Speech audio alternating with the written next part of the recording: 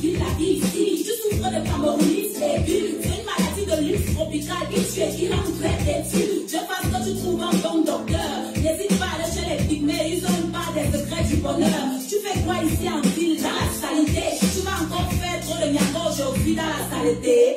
Ouais, c'est la malchance. Ici, le département de poubelle fait son hop à l'objet parade de l'inconfiance. On ne balaye pas chez nous, on va balayer chez eux. On est fiers d'être bambou dans la saleté. Oh yeah, c'est comme ça et c'est bien nous, les Camerouniens de l'heure. On critique tout le poids et on survit dans la peur. Dès le réveil, on est nerveux. Et quand ça va mal, on dit seulement que c'est la faute à Fabia. J'ai très mal rêvé, c'est la faute à Fabia. En voiture des matas, c'est la faute à Fabia. Mon gars me verse mal, c'est la faute à Fabia. C'est la faute à Fabia, c'est la faute à Fabia. Ce n'est plus la sorcellerie, c'est la faute à Fabia. C'est la sorcellerie, c'est la faute à Fabia. Je me réveille de bonne humeur, c'est la faute à Fabia. C'est la faute à Fabia, c'est la faute à Fabia. Quand quelqu'un te dit que tu vas épouser une famille l'été, tu vas voir comment la famille va te faire manger le feu. Espèce de chien vert qui n'a ni la rage, ni courage, ni garage. On t'a dit que tu es ici en bon voyage, tu ne fais pas le farotage. Ton cas est grave, tu sors du school et c'est ton oncle qui t'explique comme ça là. Il te dit tu es toi, tu es seulement toi. Watson, le don de la force va faire quelque chose pour toi. C'est ça le Cameroun, pays en chantier, beaucoup de meubles. Chacun vient avec sa part de on passe par le tribalisme, les complexes de supériorité, la jalousie, la peur de l'autre et la facilité. Le milieu de l'art est plein de petits mots-boutous. Donne un peu de pouvoir et il te traite comme un glougoulou. Nerveux dès le matin, petit frère, ne me parle pas de balayer mon propre corps, n'a qu'à le faire. Tu ne fais que dormir, c'est la faute à Fabia. Tu ne fais que mentir, c'est la faute à Fabia. Jusqu'à quand on va dire, c'est la faute à Fabia. C'est la faute à Fabia, c'est la faute à Fabia. J'abandonne tes moulins, c'est la faute à Fabia. Tu t'enchaînes avec les gars, c'est la faute à Fabia. Tu fais ça et tu dis quoi, c'est la faute à Fabia. C'est la faute à Fabia, c'est la faute à Fabia. Quand ta vie donne, tu n'appelles pas Paul Biya. Tu ne penses même pas à Paul Biya. Tu forgettes Paul Biya. Si tu vis ton jackpot dans l'ange, tu ne vas même pas prendre Paul Biya. Mais dès que le marché est dur, c'est la faute à Fabia. Tu chibas tes amis sûrs, c'est la faute à Fabia. Toi-même tu aimes les gens, tu te crois intelligent, ton marabout impuissant, c'est la faute à Fabia. Appelez le pasteur, c'est la faute à Fabia. On qui prie sur mon salaire, c'est la faute à Fabia. Yeah, allez, c'est la faute à Fabia. C'est la faute à Fabia, c'est la faute à Fabia. Quand gars te touche mal, c'est la faute à Fabia. Tu ne fais même pas le sport, c'est la faute à Fabia. Tu me dis que ton gros corps, c'est la faute à Fabia. Blablabla, blablabla, ton verre de peine se baisse, c'est la faute à Fabia. Ton ex-copain te baisse, c'est la faute à Fabia. Le maquillage te baisse, c'est la faute à Fabia. Les vitesses te stressent, c'est la faute à Fabia. Ton business s'écrase mal, c'est la faute à Fabia. Tes enfants te parlent mal, c'est la faute à Fabia. Noé c'est ça, c'est la faute à Fabia. C'est la faute à Fabia, c'est la faute à Fabia. Mes amis, Fabia c'est aussi l'enfant de quelqu'un. Il va finir par go un beau jour, tranquillement avec la volonté et la grâce de Dieu. Ce n'est pas ça qui va tout changer par magie. Chacun de nous doit changer, aimer son prochain, balayer devant chez lui. Remercions le Seigneur de nous faire comprendre que nous sommes tous dirigeants du Cameroun. Chaque chef de famille, chaque mère, chaque enfant dirige le Cameroun quelque part à son niveau. Que Dieu bénisse notre beau pays, le Cameroun, père de nos ancêtres. J'ai parlé.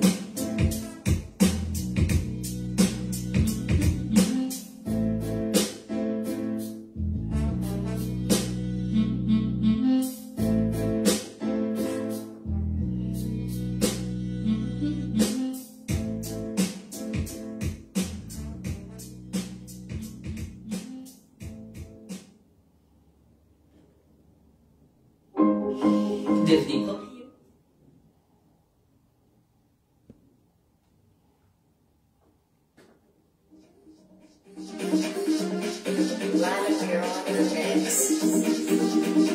Salem Africa.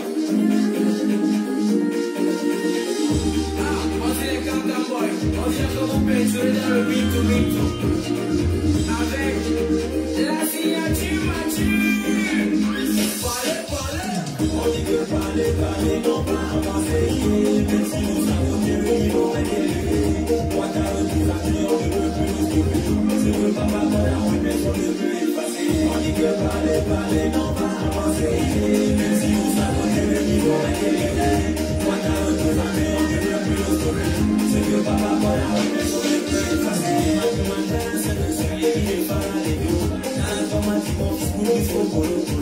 Par contre, ça nous parle pour la chérie, pas de. Ça va durer, c'est dans la vie, c'est pour le monde. Avec l'inspiration est là, on a rempli les lames. Raison pour la baisse, c'est car le loco est là, mais là, mais avec le corps, les bonhommes. Je m'en garde les amis, pas que plus, ça n'est pas un can, on peut pas se dire. On dit que parler, non pas avancer. Même si vous savez le niveau est élevé. Moi, t'as représenté, on ne peut plus le trouver. C'est que papa, voilà, on est sur le jeu effacé. On dit que parler, non pas avancer. Même si vous savez le niveau est élevé. Moi, t'as représenté, on ne peut plus le trouver. C'est que papa, voilà, on est sur le jeu effacé. On m'a dit qu'un travaillable, je serai son monument. C'est que le sang, c'est le roi des continents. Son empêche le temps, c'est passeport qui c'est notre camp. Le béni maintenant, mon pouvoir, c'est sur le mouvement. Il y a le mouvement avec la scie à l'épongement. On a pris le temps, mais c'est la distance. Les filles au parlement, à parler sur le monde. Tout le maintenant, moi, ça va se sur le monde. On dit que parler, non pas avancer. Même si c'est la beauté, le niveau, c'est l'excès. Moi, t'as représenté, c'est que papa, voilà, ouais, on ne peut effacer. On dit que parler, non pas avancer. Même si vous savez le niveau est élevé. Moi, t'as représenté, on ne peut plus le sauver. C'est que papa, voilà, ouais, on ne peut effacer. Et pour mon compte, c'est les killer. Master Aïko. Elle nous volait, on t'a représenté. Elle dit comme si, on t'a représenté. Quand on voit une commande engagée. Ma soirée, artiste engagé. Maintenant les enfants, ne séparez les gens. Car si on parle de vous, c'est parce qu'il y a des répondants. On sait quelqu'un, boy, c'est le roi des continents. Tout le monde il faut y aller, jamais rien sans quelqu'un. Aïe aïe. Pour faire un nom, il faut appeler tout. Pour le moment, je sais compter sur vous. Évidemment, le tour est sans partout. Mais car ceux qui gagnent, c'est le Cameroun. Et pour moi, vous êtes le coupé de Cameroun. Vous êtes aussi millions de locales. Et mes enfants, leur joie est à terre. Mais je vais dire que les fictions. Ça, un java, et voilà, ma blégué. Le mythe, on est de la HSE. C'est la HSE, c'est la HSE, c'est la HSE, c'est la poubelle.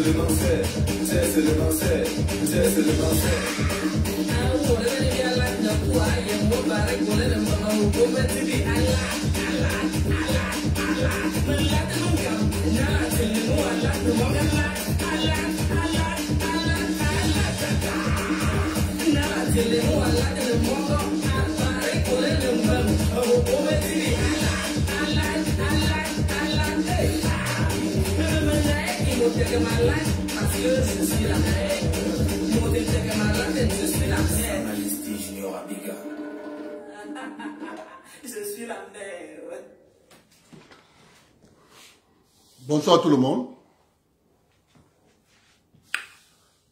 Je veux s'il vous plaît, ceux qui peuvent vous couper la vidéo et envoyer à Lady Ponce. Vous donnez un conseil à Lady Ponce. Je commence par elle.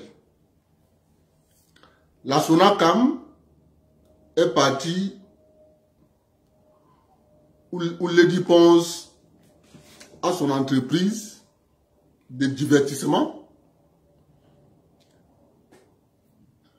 La Société nationale d'art musical du Cameroun sont allés là-bas. avec une facture de 400 000 que Lady Ponce doit payer.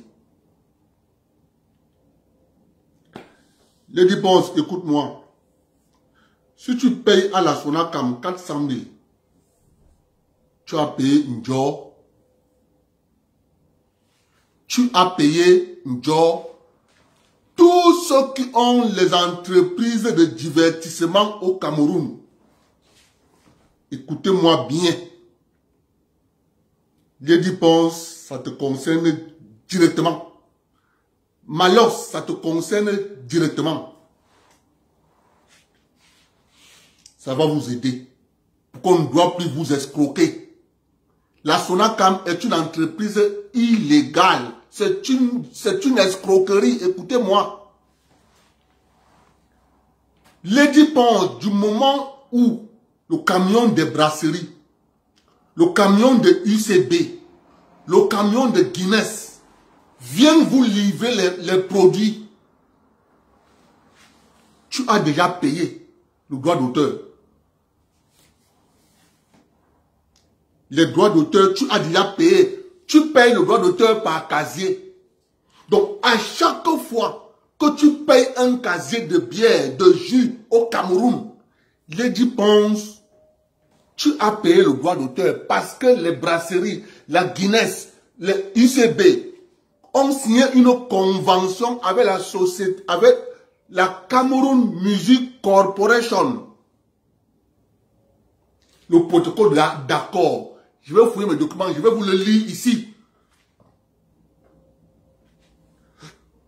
À chaque fois que tu payes un casier de jus, de bière, tout ce que ces entreprises vendent, le droit d'auteur est payé directement.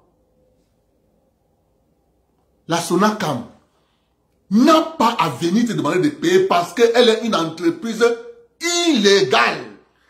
En matière de collecte de droits d'auteur, elle n'a pas qualité parce que votre argent est reversé directement aux brasseries, à la Guinness et à la UCB. À chaque fois que tu payes un casier, lorsqu'on vient te livrer, sache que tu as payé déjà le droit d'auteur. Parce que lorsque Manu Dibango et Sam Bende et les autres ont mis ça sur pied, parce qu'ils ne voulaient plus marcher d'entreprise, de divertissement dans chaque bar, pour demander de payer. On a demandé, il faut donc voir, négocier avec les entreprises brassicoles pour mettre ça comme une taxe. On a ajouté à ça le prix que vous payez pour le droit d'auteur. C'est que je te parle là, Lady Ponce. Appelle ton grand frère Sam Bende. Appelle ton grand frère Jean-Pierre et Sommet. Tous savent ce que je suis en train de te dire là. C'est l'argent là que tu vois. Sam Bende est en train de collecter et mettre dans un compte spécial. Mes chers frères, quand je vous parle du drame qu'on appelle fonctionnaire, je ne peux pas vous comprendre. Vous savez que nous sommes dans un système où ceux qui travaillent ne mangent pas, mais ceux qui ne travaillent pas, eux mangent. Dans l'écriture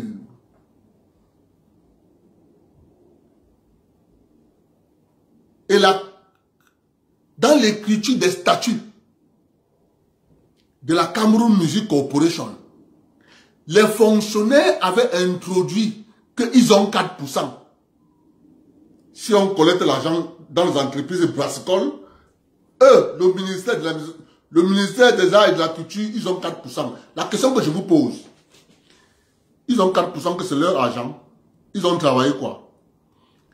Le seul montant que le ministère, que les agents du ministère des Arts et de la Culture devraient avoir, c'est lorsque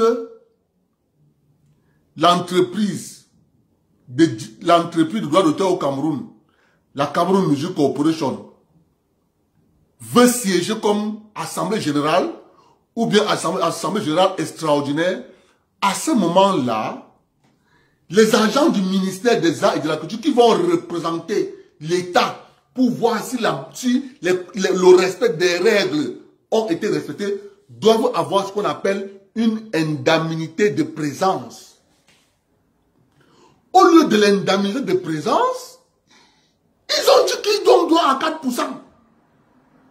Un agent qui n'ont pas travaillé. Raison pour laquelle ils peuvent aller voir les brasseries, comme ils sont là, ils font là derrière. Tout ce qui les intéresse, quand on dit, quand la Guinness dit, je vais payer 300 millions, on lui dit, mon ami, après combien d'années, tu veux payer 300 millions. Le fonctionnaire qui les accompagne, qui est avec eux, demande de prendre 200 millions. Tout ce qui l'intéresse, c'est 4%. Ça qui l'intéresse. Donc, voyez-vous des gens qui s'asseyent. Lorsque vous travaillez, c'est là où vous les voyez.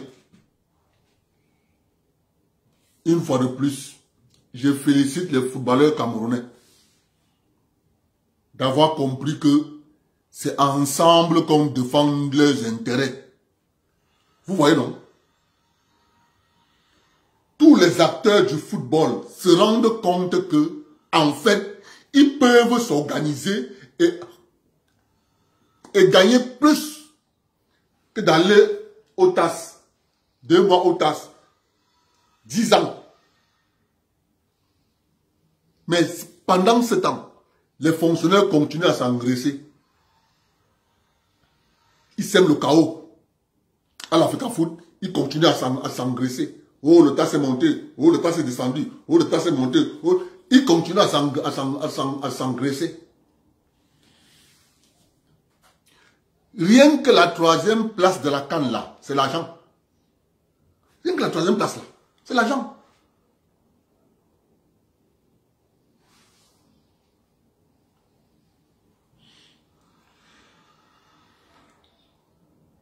Vraiment, vous coupez la vidéo, vous envoyez à Lady Ponce qu'aucun agent de la SONACAM ne doit venir se présenter au sein de son entreprise.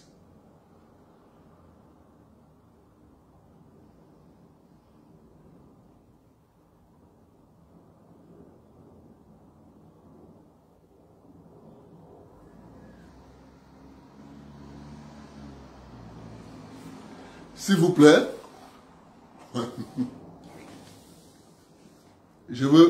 on fait une parenthèse. Je veux vous lire un message. Écoutez bien ce que je dis. Hein. Je vais vous lire un message. J'ai fini avec Lady Ponce. Je vais vous lire un message qui fait l'actualité dans le monde. La Grande-Bretagne a qualifié de honte le refus de l'Allemagne et de la France d'affronter la Russie. Je veux que vous écoutez bien. La Grande-Bretagne a qualifié de honte le refus de l'Allemagne et de la France d'affronter la Russie.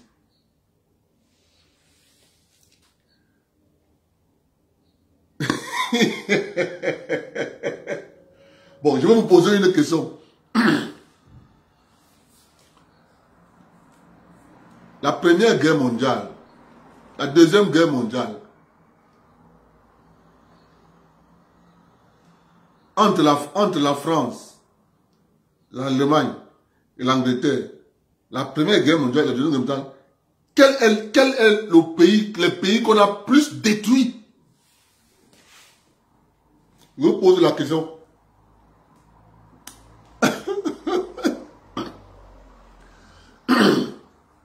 Quel est le pays qu'on a plus détruit?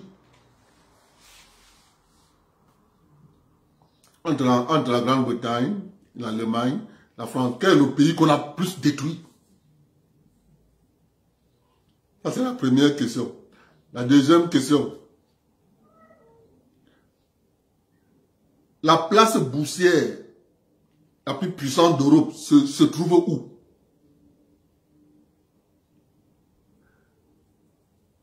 les autres pays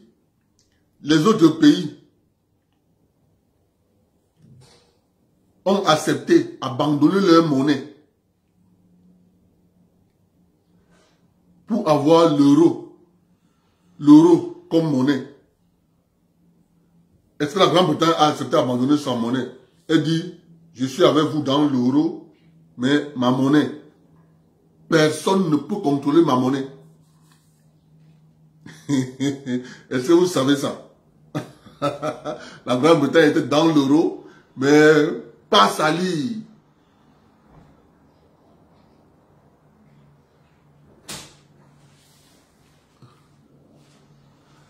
Le pays qui a plus été détruit, c'est l'Allemagne. C'est l'Allemagne. Après la France. Après, en dernière position, la Grande-Bretagne qui n'a presque rien eu. Parce qu'ils avaient réussi à intercepter les messages, déchiffrer le code, les messages codés des Allemands. Ils ont mis une barrière des torpilles. Une barrière ils ont miné toute la Manche, ils avaient miné avec les mines sous-marines. Le British Telegraph a qualifié de honte le refus. Mon frère, tu as vu l'Allemagne, la Deuxième Guerre mondiale, tu as vu la destruction. Il faut voir les archives. Hein. A qualifié de honte le refus de l'Allemagne et de la France d'armer l'Ukraine contre la Russie. Selon le British Telegraph, le président français Emmanuel Macron a récemment resserré quelque peu sa rhétorique anti-russe, mais sa volonté d'apaiser le conflit suscite le mécontentement des alliés, notamment la Pologne. Les politiciens européens ne peuvent plus trouver d'excuses. Ils doivent suivre le rythme du reste de l'alliance occidentale, disent les journalistes britanniques. Ils parlent de punir l'Allemagne, qui traînerait trop de pieds pour soutenir Kiev. Comme toujours, la perfide Albion souhaite voir l'Europe continentale se faire la guerre pour que les puissances thalassocratiques puissent continuer à les dominer. La guerre de toujours, de Carthage contre Rome, de la mer contre la terre, mercantilisme versus civilisation, Yankeeland contre le cœur de l'Eurasie, la Russie toujours.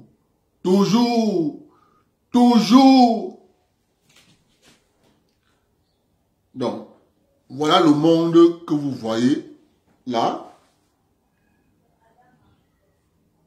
On vous parle de l'économie, on vous parle du droit international. Je vous ai toujours dit, le droit international, c'est le droit du plus fort. Il vous domine, il met donc les règles sur pied pour que vous ayez la paix pour 40, 50 ans. S'il se rend compte que il y a un équilibre qui est en train de se remettre sur pied, il remet en cause le même droit international que celui qui a mis. Mais cette fois-ci, ils ont trouvé garçon, Poupou. Je vais un peu parler de l'élection à la présidence de la Fédération ivoirienne de football avant de revenir au Cameroun. Mes chers compatriotes, que ça ne vous étonne pas pourquoi c'est un Burkinabé qui est président en Côte d'Ivoire. Ça ne doit pas vous étonner. Moi, je vois des gens crier, au scandale, au machin. Mais non, il ne faut pas crier. Il faut comprendre c'est qui l'Ivoirien. Si vous comprenez quelle est la base qui a fait que ces gens donnent à ces peuples de ce coin de l'Afrique ivoirienne entrez dans l'histoire, vous allez trouver la réponse sur ce que je suis en train de vous dire là. Parce que pour la France, ça ne les gêne pas pour prendre.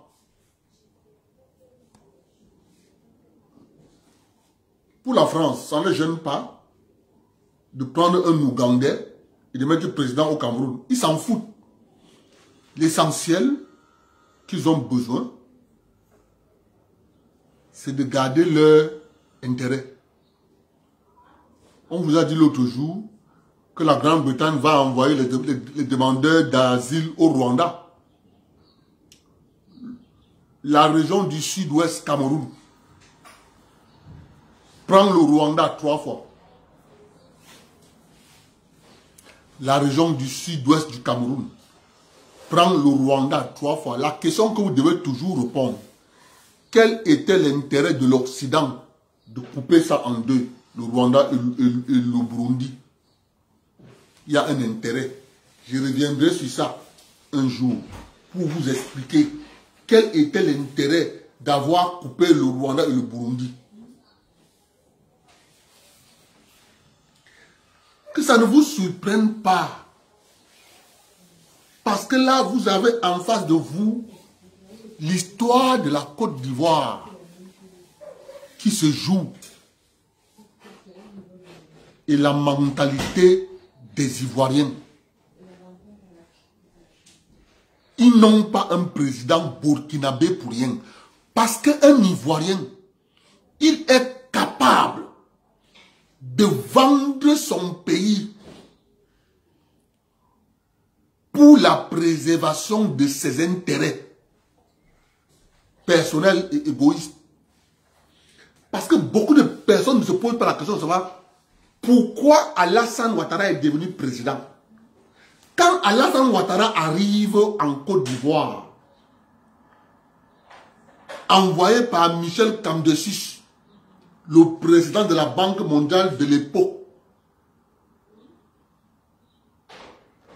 avait pour mission de redresser l'économie de la Côte d'Ivoire, qui était en banqueroute parce que les Occidentaux avaient fait chuter le prix du cacao. Ils ont dit au fait non, l'économie ne marche pas, alors qu'ils ont fait chuter le prix du cacao sciemment.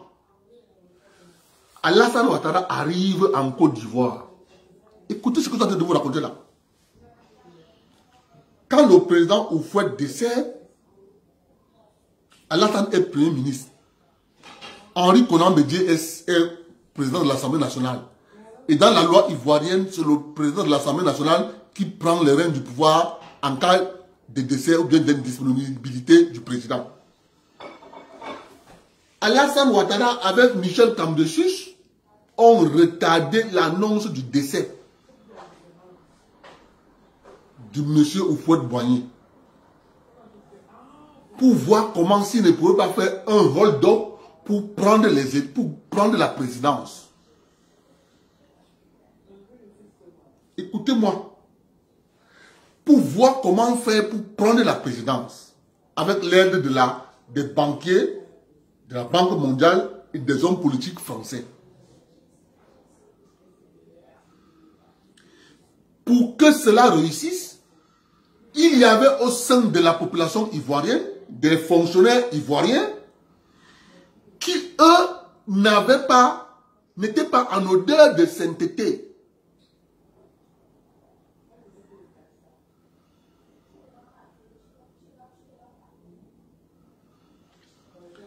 Avec Henri Konan Bédié, cette élite administrative, voyant que Alassane est venu, il nous a donné des choses, on est bien, mais s'il part et que Bédié arrive, peut-être ça ne sera plus ça. Alors, tous ces fonctionnaires, les Henri Diabaté, tous ces fonctionnaires qui tournaient autour d'Alassane Ouattara, on dit mais non. Les Henri Donald Fologo, le président du Conseil économique et social, on dit mais non, cette histoire, il ne faut pas qu'on perde le pouvoir. Parce que Bédié peut venir, il peut nous mettre de côté. C'est donc comme ça que ces Ivoiriens, cette élite administrative, sont allés chercher à Alassane un village en Côte d'Ivoire, dans le nord. Laurent Donald Fologo le dit clairement que c'est eux qui sont allés chercher un village. Ils disent que voici ton village, tu es né ici, tu as grandi ici. On lui a donné un document qu'il est ivoirien. Voyant que tous les services de renseignement sont au courant que le père Houphouët est décédé, Alassane continue de faire comme si le père Houphouët n'est pas décédé. Parce qu'il voulait toujours garder le pouvoir. C'est comme ça que le général Gueye, il faut m'écouter, il faut savoir d'où vient la mort du général Gueye. C'est comme ça donc que le général Gueye se met à la tête d'un escadron de militaires. Direction présidence. Ils trouvent Alassane Ouattara. Ils font les armes comme ça. Plap, plap. Tu signes ta démission tout de suite. Tu pars chez Bédié. C'est comme ça que les militaires ont... Le général Gueye a soumis Alassane d'aller rencontrer le président Henri Konan Bédié. C'est comme ça que monsieur Ouattara va rencontrer Henri Konan Bédié pour faire la passation de service. Sous les balles des militaires ivoiriens. Ça, c'est la cause de la mort du général Gueye. Lorsqu'on a décidé de faire à Gbagbo le coup d'État, il y avait un autre escadron venu de chez Blaise Compaoré qui avait pour mission d'éliminer d'abord 2 personnes. Le général Gueye et le ministre de l'Intérieur, Émile Bogadoudou. Leur mission était d'éliminer les 2. Dès que le désordre s'est installé, cet escadron était positionné là, en face de la maison de M. Gueye. M. Gueye, en voulant sortir, les gars sont en train de le neutraliser dedans. Pareil chez Émile Bogadoudou.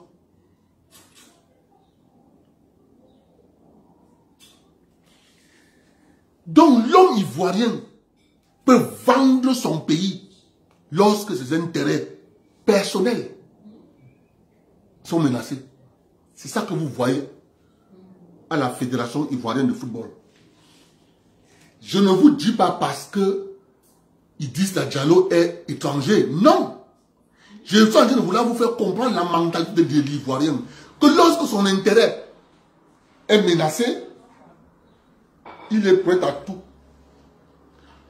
Maintenant, moi je veux dire aux Ivoiriens, le peuple ivoirien, patriote, parce que dans tout ce jeu-là que vous voyez, il y a encore un peuple ivoirien patriote qui lutte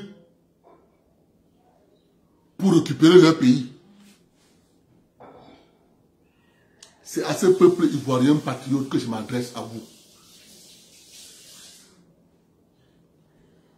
Il faut faire payer ces gens cher la trahison. Mais Idrissa Diallo, il ne va rien faire. Il vous a dit qu'ils ont mangé 4 milliards. Ils étaient avec l'autre. Il vous a dit ça en direct. Qu'on a mangé 4 milliards. Puisque quand tu prends le rapport de la commission, le rapport de la commission dit que on n'a pas suffisamment d'éléments pour retrouver la trace de 4 milliards.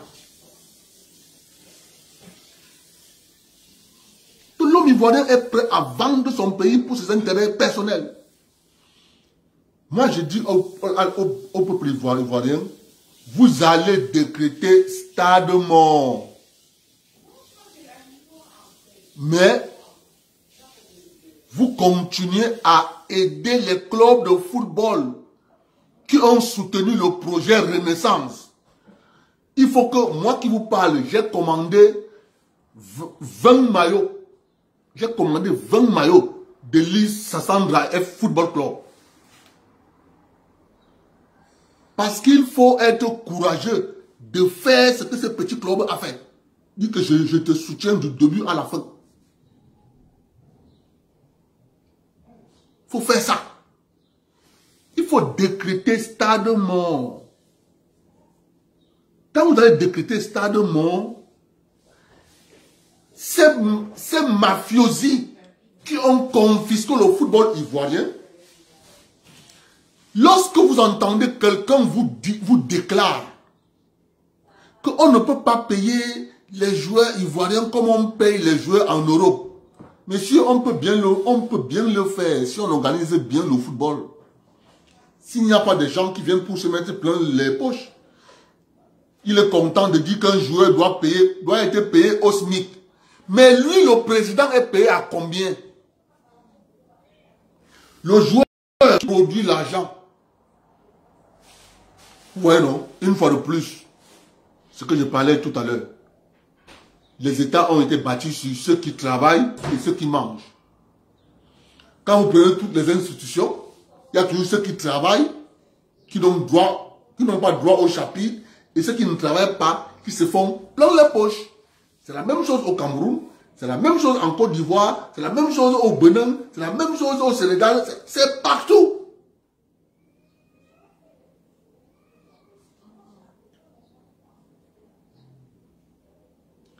Ah, mon frère, vous qui avez les témoignages de grands maîtres ceci, grands maîtres cela, vraiment, je ne refuse pas. Continuez à faire votre publicité, mais vraiment, ça sera difficile. L'argent, c'est le papier. Voilà. J'ai ri aujourd'hui, vous savez que je vous ai parlé ici là, non? Je vous montre une vidéo. J'ai tellement ri de que les gens sont dans le piège. Et dans ce piège, ils ne peuvent plus sortir. Je vous montre une petite vidéo. Vous allez voir de vos propres yeux. Je vous montre une petite vidéo.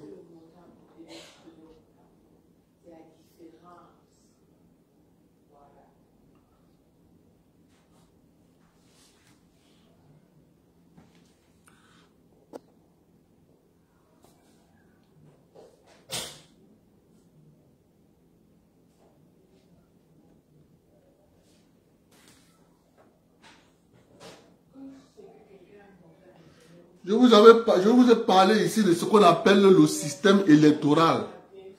C'est du vol. Je vous montre.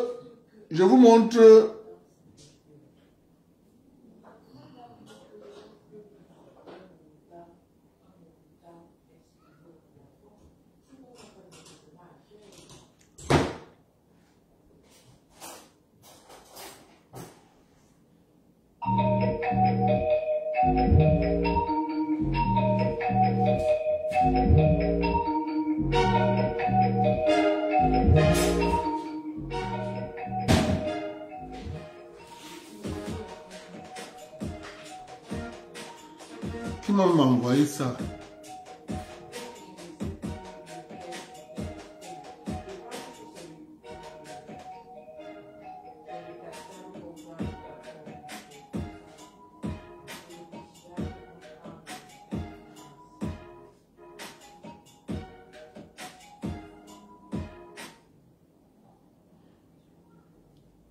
Je crois que c'est Mathieu qui m'a envoyé ça. Oui, c'est Mathieu.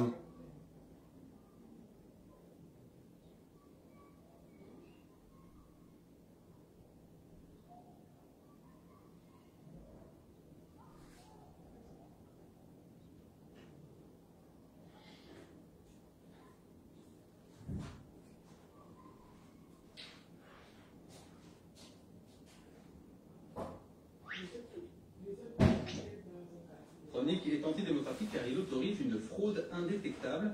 Même pas vrai, disent les fabricants de machines à voter. Comment ça, pas vrai? Ah, c'est ce qu'on va voir, c'est exclamé Rob Grimdricht. Rob Grimdricht, excusez-moi, c'est un Hollandais. D'ailleurs, l'informaticien hollandais, un tout petit peu hacker sur les bords et qui a bricolé la machine. C'est tout vu, il a piraté une machine à voter un modèle NEDAP, le modèle national en Hollande et aussi...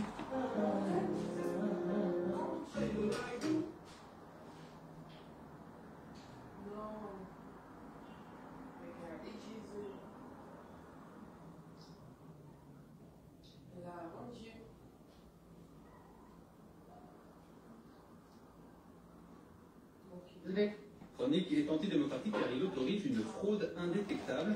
Même pas vrai, disent les fabricants de machines à voter. Comment ça, pas vrai? Ah, c'est ce qu'on va voir, c'est exclamé Rob Grimdricht.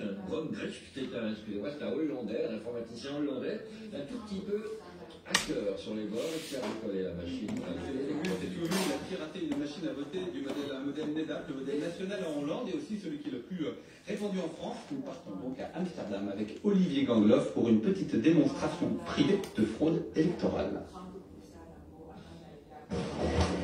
These machines weigh 28 kilograms. 28 kilos, c'est le poids d'une machine à voter de la marque NEDAP. Europe en a acheté 2 exemplaires à une municipalité hollandaise pour 4 000 € la paire. Il est informaticien et convaincu que le vote électronique est une menace pour la démocratie. Il a donc décidé de montrer que le système est piratable. Here we go. That's the machine. Devant nous, avec un simple tournevis, il ouvre la machine, retire une puce électronique qu'il remplace par une autre, identique en apparence, mais qu'il a programmée lui-même. Craquer le code de fonctionnement lui a pris 1 mois de travail, mais désormais il est opérationnel, il peut pirater n'importe quel ordinateur de vote NEDAP en moins de 2 minutes. Vous les remplacez avec vos propres puces, ce sont des puces qui ne coûtent pas grand-chose et qui sont faciles à programmer.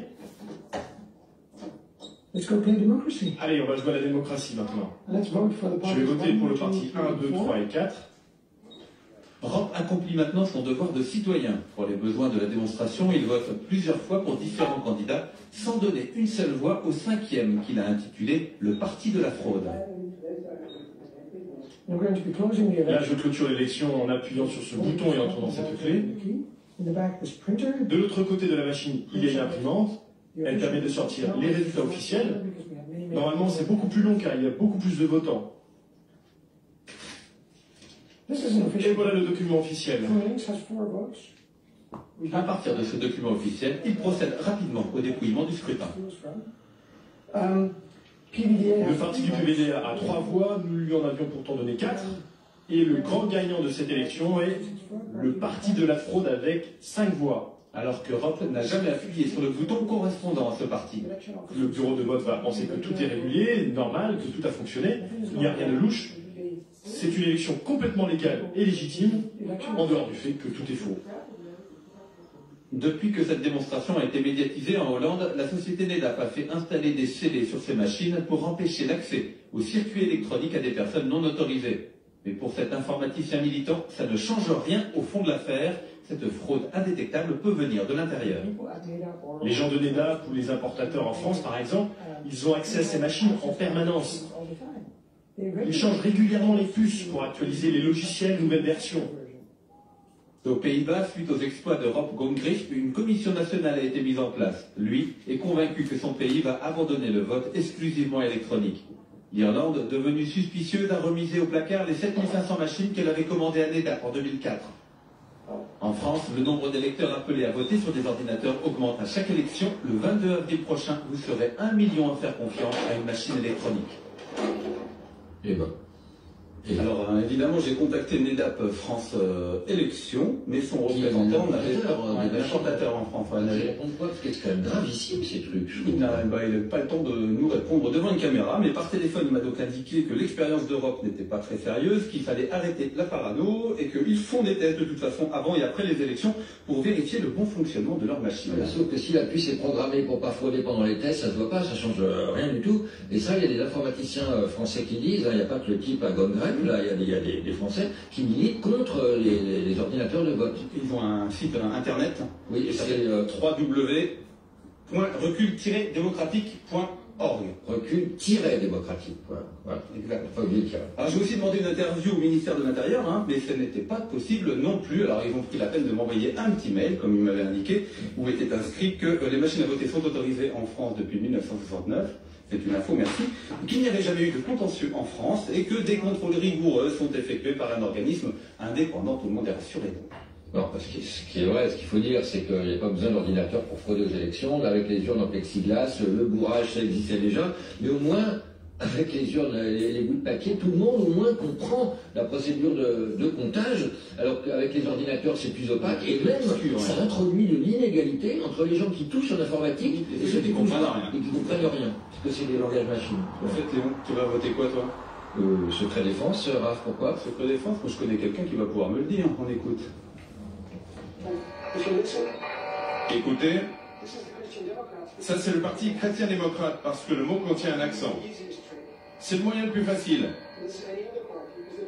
Ça, ce sont les autres partis, ils ne contiennent pas d'accent. C'est vraiment facile. Ces variations que vous entendez, elles contiennent toutes les infos que vous tapez sur le tableau. Avec cette machine, vous pouvez recevoir le signal à distance. Avec une antenne suffisamment grande, on peut capter le signal à partir de la rue. C'est rigolo quand même l'électronique. Ouais. Et du coup, NEDAP a retiré les caractères spéciaux, les accents dans les bulletins électroniques pour éviter Sauf que si on enlève les actions des noms, c'est apparemment plus difficile de les coder, mais on peut quand même en le faisant plus finement. Bon, voilà pour le vote électronique. Le vote électronique est antidémocratique car il autorise une fraude indétectable, même pas. Quand moi je vois ça, je ris. Je ris souvent parce que moi je bois du petit lait. Parce que tout ça, écoutez-moi bien.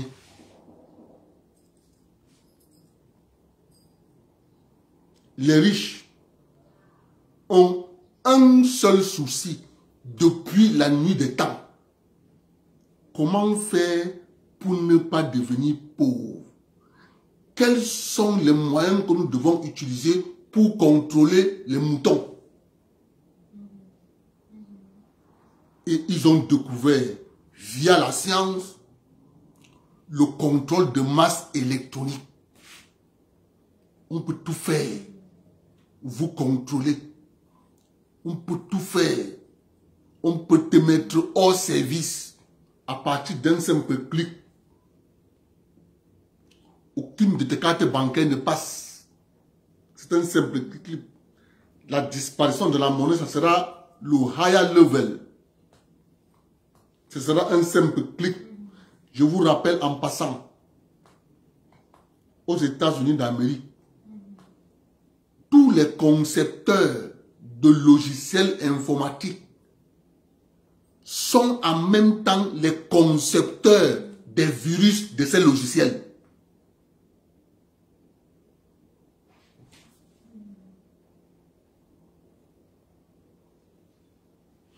Je répète, tous les concepteurs de logiciels informatiques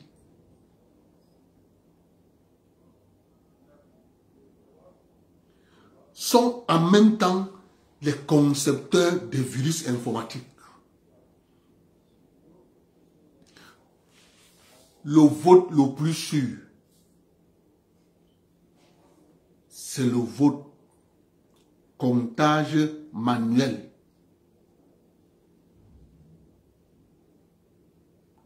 Comptage manuel.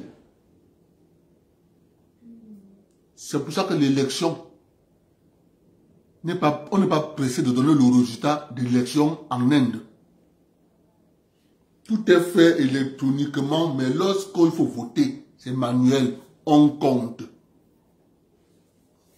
C'est les champions en informatique, ils connaissent ça.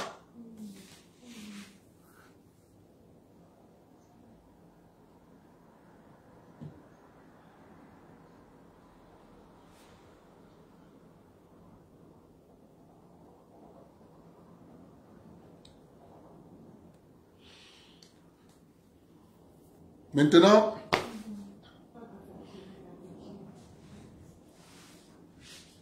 je vais vous parler Ah. Les compétents. Au Cameroun, il y a une guerre ouverte. D'un côté, les compétents. D'un autre côté, les incompétents. Au milieu de cette guerre, vous avez le peuple, le petit peuple, qui est sans intérêt, qui ne comprend que dalle. D'un côté.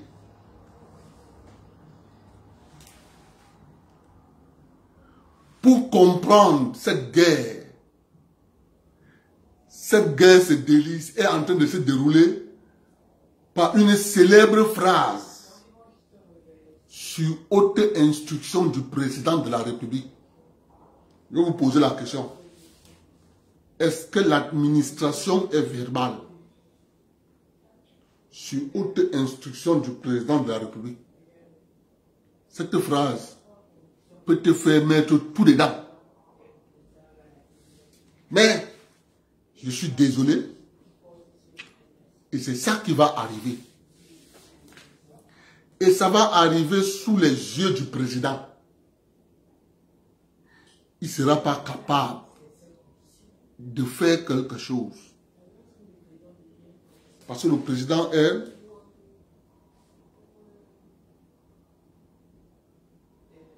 dans un dilemme. On lui crée à l'intérieur du territoire une instabilité sur tous les fronts.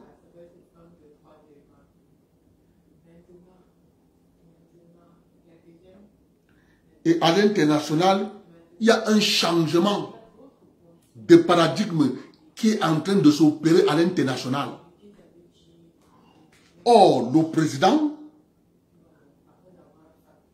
doit en même temps contrôler le paradigme qui est en train de se passer à l'international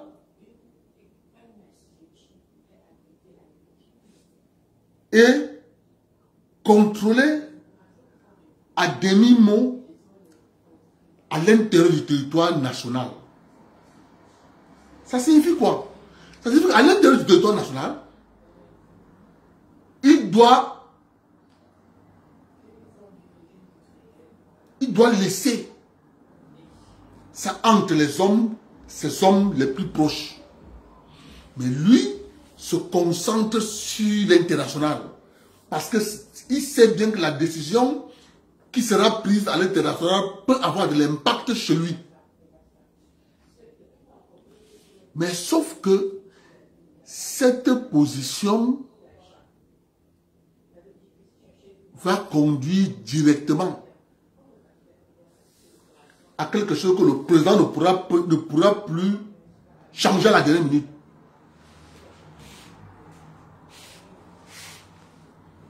Il ne pourra plus changer. Il ne pourra plus changer. Je vais vous expliquer ça. Observez. Depuis combien de mois que le président Biya n'a plus fait de gouvernement? Il faut que je vous parle avec les faits. Chacun de vous va se faire sa propre idée.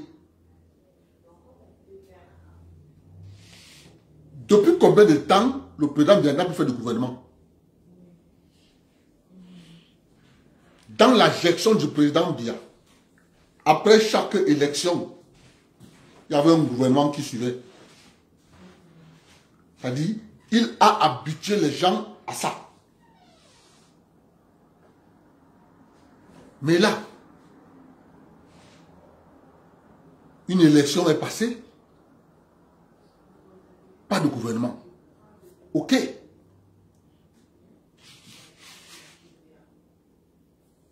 On va dire, c'est une stratégie. Mais sauf que cette stratégie a un tendon d'Achille. Le pourrissement interne. Ça a un tendon d'Achille. Le pourrissement interne. Vous vous rappelez que le président Biya avait, quand le président du JICAM a demandé qu'on essaie d'enlever certains droits de douane, les droits d'assises, quelque chose comme ça, le président Biya a ordonné au ministère des Finances de donner des subventions. Ce que je vous parle là, la guerre d'Ukraine n'avait pas commencé.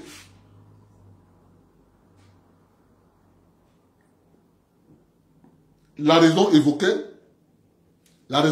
était que la crise du Covid a fait exploser les prix de l'Interland, donc du transport.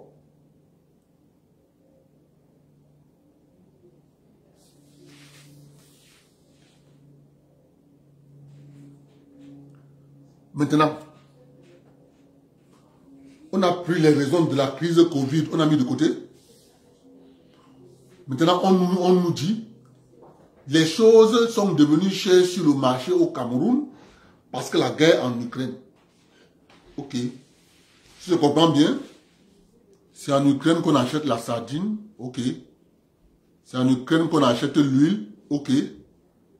C'est en Ukraine qu'on achète le cube. Ok. C'est en Ukraine qu'on achète le machin là. Le carburant. Ok. C'est en Ukraine qu'on achète tout ce qu'on importe là. C'est en Ukraine. C'est en Ukraine qu'on achète le riz. Ok. Donc vous voyez bien. Mais c'est parce que le président, il est concentré à l'international. Mais il regarde plus à l'international. Pour essayer de contrôler. Mais à l'intérieur, on lui crée un pourrissement. Et ce pourrissement a un but. Soulever le petit peuple. C'est en Ukraine qu'on prend, on achète le poisson. Ça a augmenté. Or, c'est en Ukraine qu'on fait venir la viande.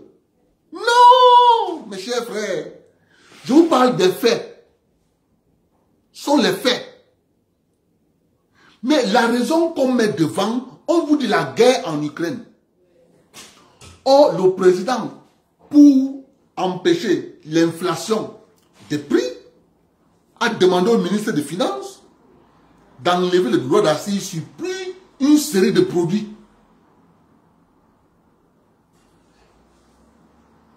Jusqu'à là. Ne croyez pas que quand le président enlève ses droits d'assises comme ça sur certains produits, ça fait un manque à gagner. Ça fait un manque à gagner.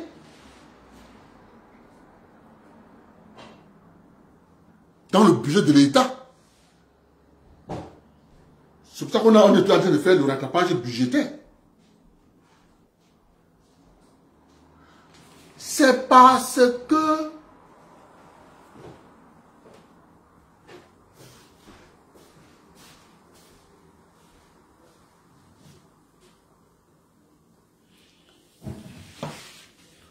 aujourd'hui, j'ai dit qu'il va tous vous bloquer.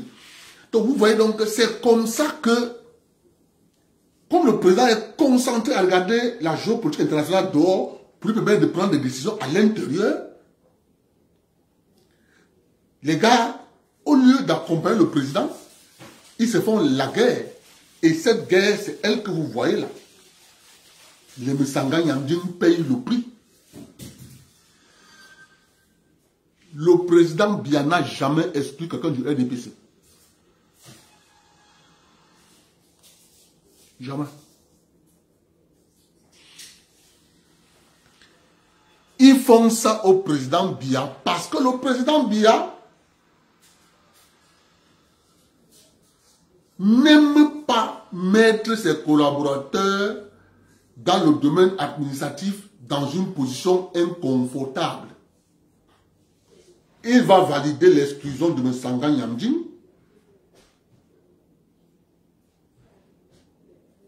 Et ses collaborateurs savent. C'est pour ça que M. Mkwete et sa bande ont fait ce que vous avez vu. C'est ça la lutte entre les incompétents qui ont le pouvoir aujourd'hui et qui ont encerclé le président Biya. Il ne peut même pas bouger.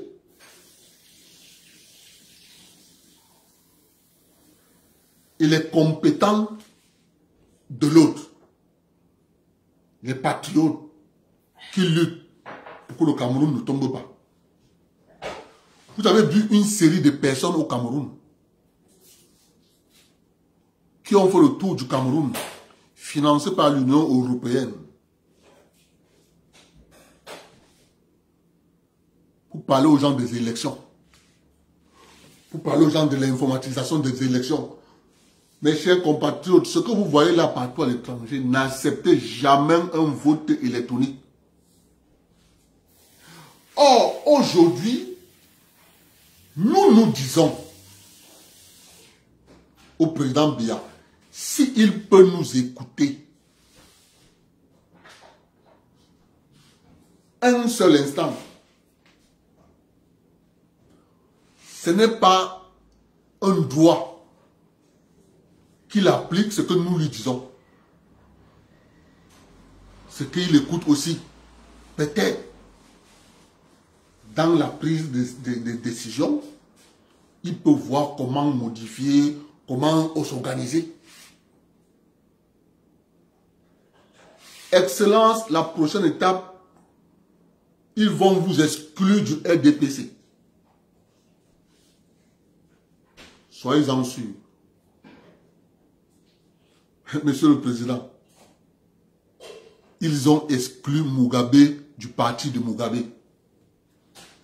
Mugabe étant président.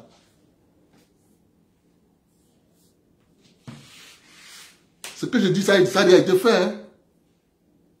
Je ne parle pas de quelque chose qui n'a pas été fait. Ils ont exclu Mugabe de son parti. Si on a fait au Zimbabwe, on peut aussi le faire au Cameroun.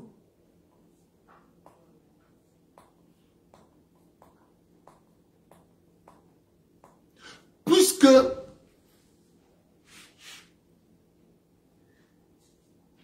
sachant pertinemment que le président est vieux, sachant pertinemment qu'il y a des forces antagonistes qui se poussent et se repoussent, c'est un jeu qu'adorent les incompétents.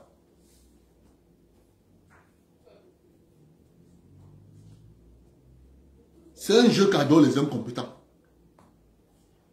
Les incompétents sont toujours, fonctionnent en meute, comme les licaons. Vous n'allez pas voir un licaon chasser seul, non. Un licaon sait que pour survivre, nous devons être en groupe. C'est exactement le comportement des incompétents. Quand nous disons au président Biya de créer une commission indépendante de vérification de contrôle des derniers diplômes, c'est pour lui permettre d'abord de neutraliser les incompétents. Mais excellent monsieur le président, vous créez cette commission, vous mettez cette commission sous les ordres d'un quelconque ministère. Vous avez tué votre commission vous-même dans l'œuf. Il n'ira nulle part. Vous avez voté l'article 66. Vous avez promulgué l'article 66. Mais monsieur le président, ce n'est pas vous qui écrivez les textes d'application de l'article 66. Ce sont les fonctionnaires qui écrivent le décret d'application de l'article 66. Eh bien, monsieur le président, ils ont refusé. Et vous n'y pouvez rien.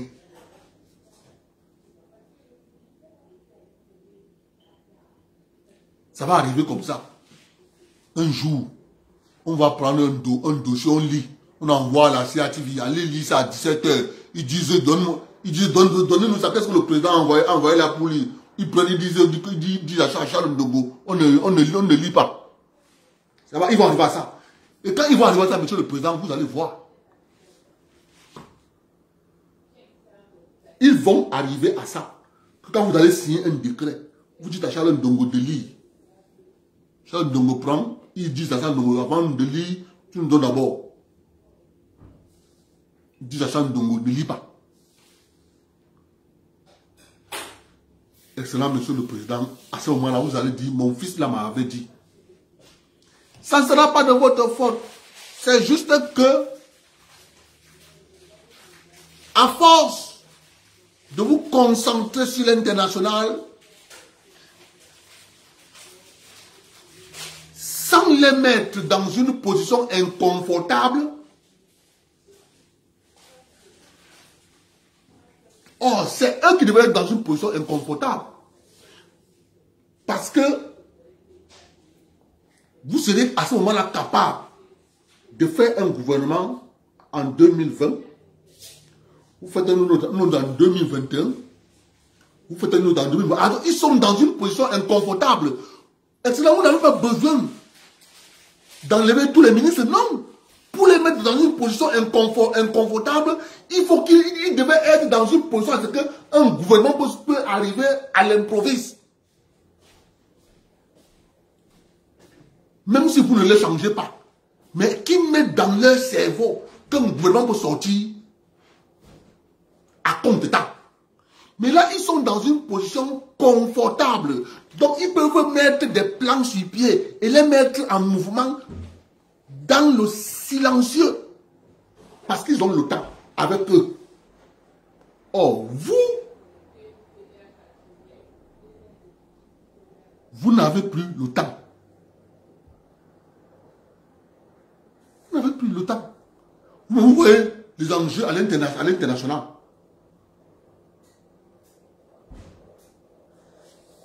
C'est pour ça que nous disons, c'est eux que vous devez mettre dans une position inconfortable. Parce qu'à l'heure actuelle, ils sont assis, tranquilles, ils se la coulent douce, tranquilles, non pas de problème. Mais ils vous nuisent à longueur de journée.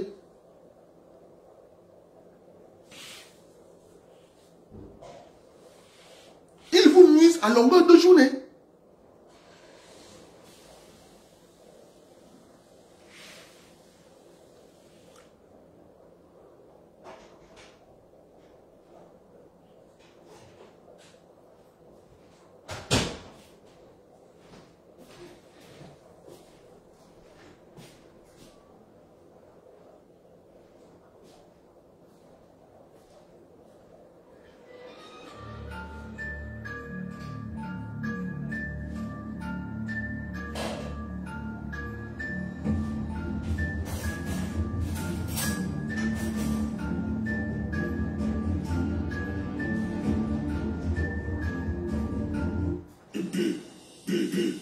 Pourquoi tu m'as jamais...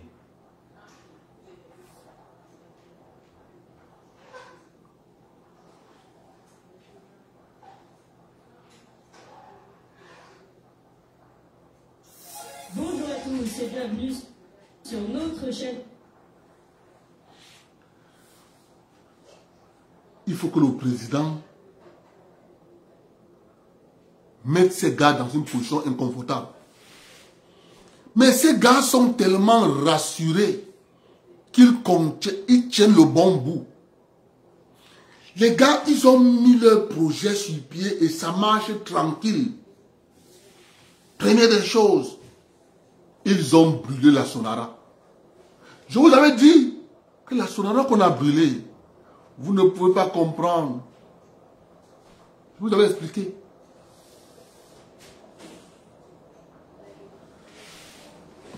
Du moment où on a réussi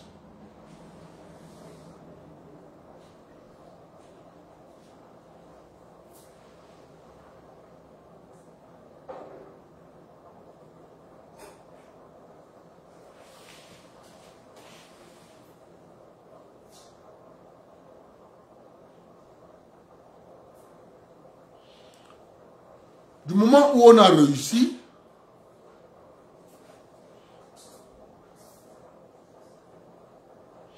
du moment où on a réussi,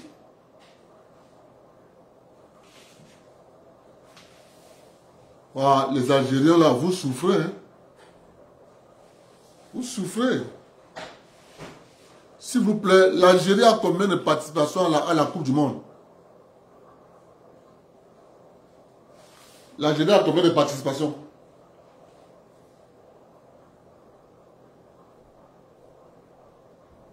Je vais vérifier.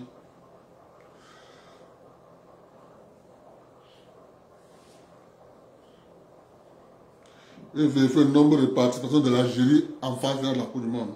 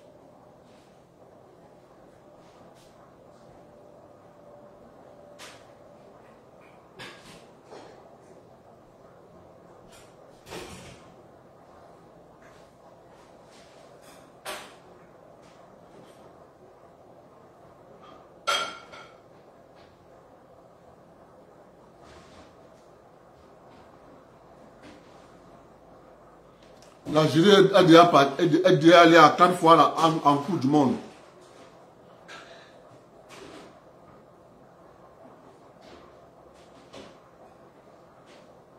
Quatre fois en Coupe du Monde. Coupe d'Afrique des Nations, 19 fois.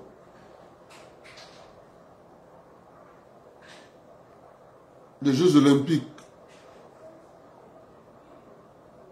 1980, une fois. Non, mon frère, vous venez ici là, vous prenez, mon frère, mon dîner n'est pas le mur de lamentation des Algériens. Allez pleurer à Marseille. Allez à Marseille faire le deuil là-bas. Ne venez pas faire le deuil ici. Allez à Marseille, vous allez faire votre deuil là-bas.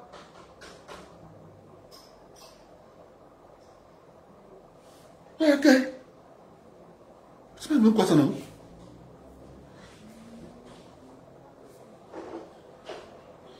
Les gens, résultat de course, lorsque vous observez comment ça marche au Cameroun, et le président Biya, lorsque ces gars ont mis le feu à la Sonara, nous vous avons dit, le feu que vous voyez qu'on a mis à la Sonara, là,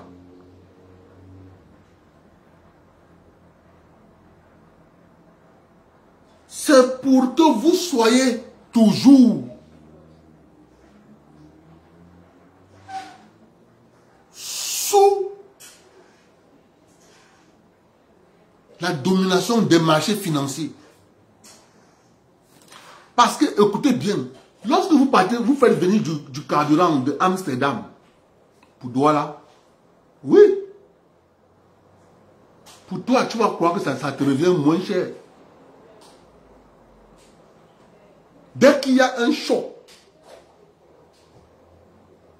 comme le changement géopolitique mondial qui se passe là avec la monnaie, en Ukraine, tout ça, ça aura de l'impact sur le prix. Ça aura de l'impact sur le prix. Mais sauf que le président Biya, avec la SNH, ils essayent de maintenir le prix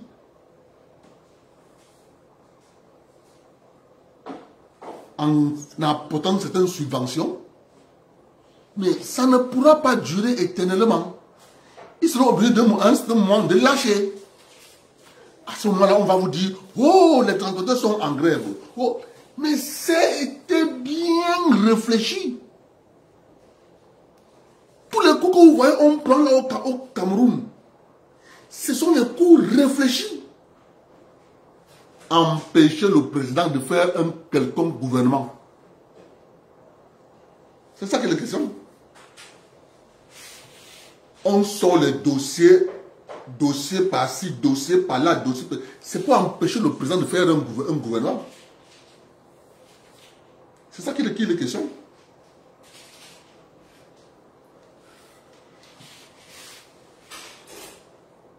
Le 20 mai, on va voir le président sortir. Mais non, ces gars contrôlent le président.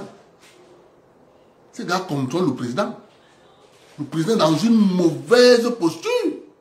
Vous ne pouvez pas savoir. Parce que quand tu observes toutes ces choses, tu te dis que le président est vraiment en mauvaise posture avec ces gars. Quand tu vois ça, tu vois la neutralisation du président. Ça saute à l'œil nu.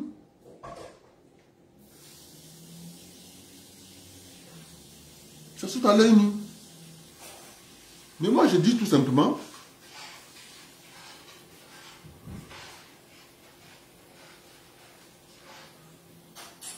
c'est le prix à payer. Le président n'avait pas le choix. Entre choisir de contrôler à l'international, de contrôler dedans. L'endroit où c'est plus violent, c'est à l'international. À l'intérieur du territoire, il peut encore par un décret dire j'ai dissous l'Assemblée. Il peut encore dire par un décret j'ai dissous le gouvernement. Vous voyez un peu? Mais le dire, c'est pas lui qui va dire que j'ai dissous le gouvernement. Non. Il va demander aux services spéciaux d'envoyer un courrier à la CRTV. Mais il y a un... On ne peut rien lire à la CRTV quand ces gars ne savent pas ce que le président a envoyé lire. Non, n'accepte pas. Ils n'acceptent pas. C'est pour ça qu'ils se font la guerre. Je ne sais pas à quelle sauce ils vont manger le président. Je ne sais pas. Mais, je crois que le président tient toujours le bon bout. Mais les faits que nous voyons,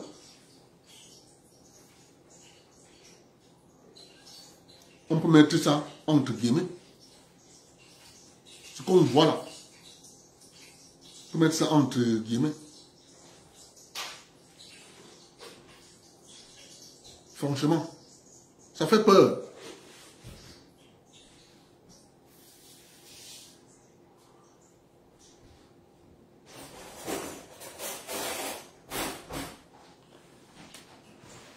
Parce que la façon que ces gars se comportent, c'est comme si,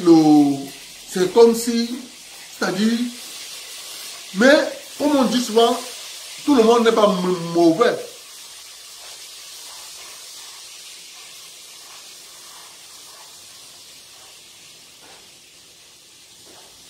Oui, plus tu as raison. Le président peut aussi faire ça.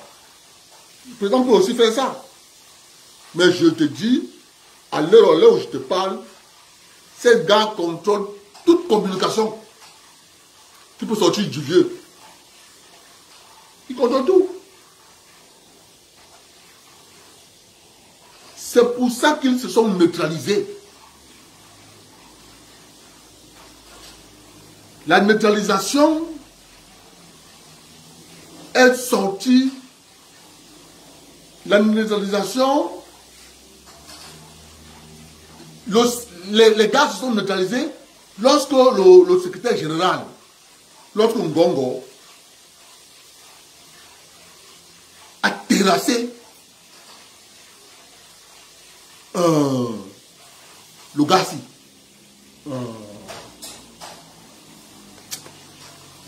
Le gars-ci. Le cabinet a tout. C'est là-bas où ils se sont neutralisés. Là-bas, ils se sont neutralisés.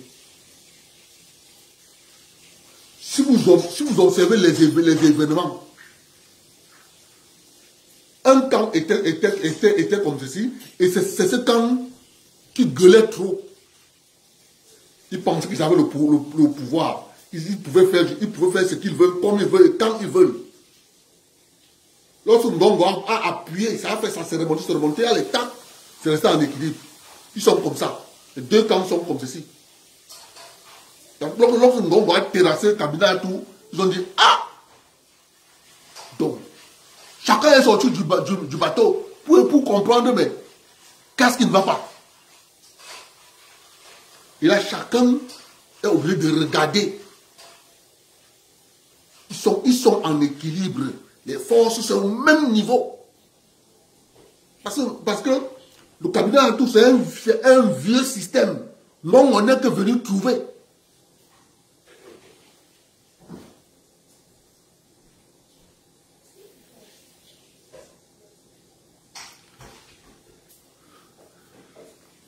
Oui, Pluso, tu as raison. Tu as raison, mais il y a aussi une chose. Il y a une chose. Ça, là, on ne peut pas dire ça dans l'eau direct. On ne peut pas dire ça. Il ne devait pas faire comme ça parce que le système, quand tu regardes le système actuel, même un simple chef de bureau, pour qu'on te nomme, simple chef de bureau, il faut qu'on sache de quel camp tu es. Entre les deux camps qui se sont neutralisés là. Il dit que même un simple chef de bureau, on doit savoir de quel camp tu es.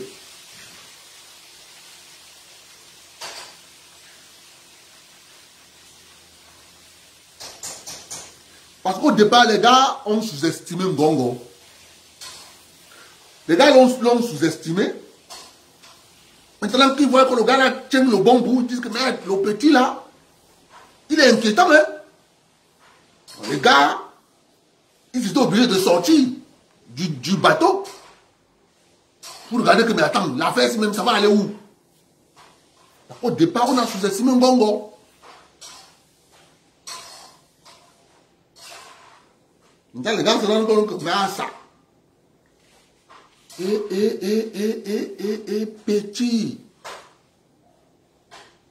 Petit crocodile devenu caïman. C'est ça que la question. Quand il a terrassé Cabinet Atou, parce que Cabinet Atou, c'était le paquebot du Cameroun. Donc si le président veut carrément botter le pied à la fourmière, qu'on prenne ce Atou, on met en prison, vous allez voir, vos propres yeux. On arrête ce Atou, on met en prison, vous allez voir vos propres yeux. Les gens vont carrément prendre les avions pour partir. Le quartier Bastos, le quartier Hippodrome, le lac municipal, tous ces endroits-là, c'est des endroits non cessibles, donc on ne peut pas vendre le terrain là-bas. À l'heure où je vous parle, les gens ont le titre foncier là-bas.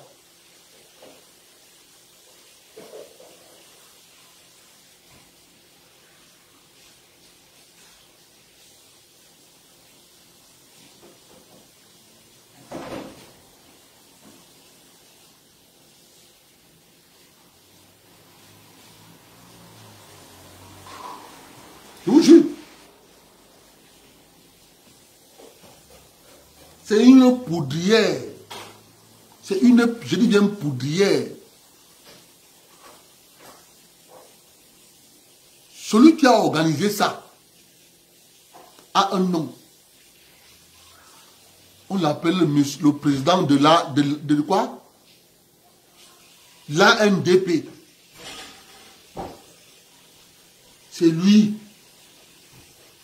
C'est lui qui a vendu presque...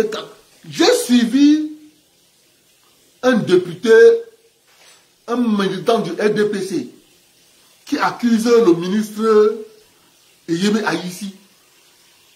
J'ai dit que mais le député, le militant du RDPC là, il est aveugle. Hein? Il est aveugle. Si vous voulez comprendre le bradage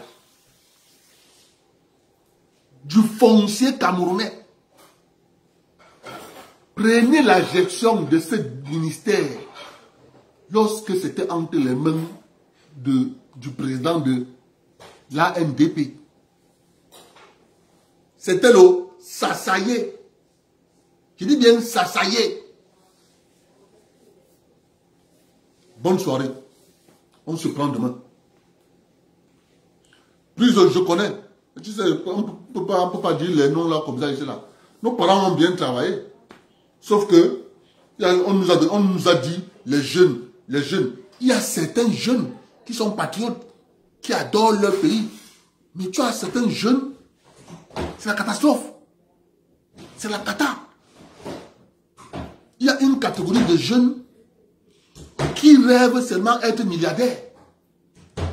Ils sont un danger pour la République. Bonne soirée à vous tous. On se prend demain.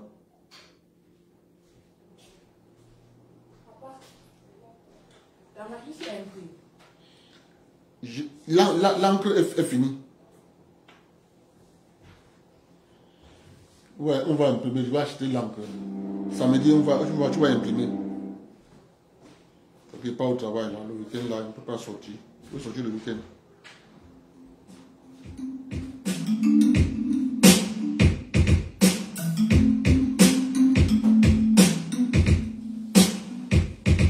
Je vais annoncer ton cas sur Africa numéro 1 et des vies. Tu es malade depuis le dé où tu as vécu la vie.